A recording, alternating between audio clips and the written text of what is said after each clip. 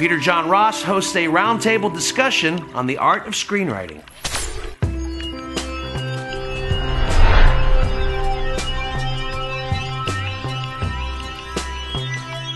What are kind of like first-time screenwriter mistakes that you see and maybe even have done? Of which I have like a laundry list of my first-time screenwriting mistakes that lasted into the first 20 things I did. So, like, what are some of the most common mistakes you see in people just starting out in screenwriting? Well, if I may, the thing that really bugs me is using the verb is. Oh, yeah. And he started to do this, and he was going to do this. No, you can't use those kinds of passive verbs at all. It kills a screenplay. One thing we did in a couple of workshops that I taught was we used characters and situations. We'd come up with a simple sentence like, John goes into the room. And instead, we would try to change that goes verb into something like walks into the room.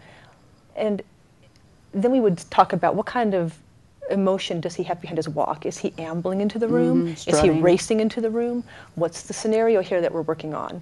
Why does he walk into the room that way? And that's my main thing is, and I'm guilty of it too, because I'm just writing out some thoughts. I won't work on like the pretty verbs, but I hate seeing it. I hate seeing it. It's the first red flag that goes up for me when I look at a screenplay. It's like, okay, they need to get rid of those passive verbs. Right. And it really, that one simple thing, it makes a script start to sparkle when you take out those passive verbs and just replace it with a more compelling verb. Josh? Well, besides obviously when they try to be the director in the script, also a thing that's become more popular recently that's annoying is when you see a soundtrack. Like they say what song for each scene. Right. It's like okay, for one thing, it's probably gonna be like a little independent movie. They're never gonna get the Who, in your movie. So it's like, don't make the soundtrack for the movie. That means you can't describe the scene well enough. Exactly. To me, what emotion you want to get across.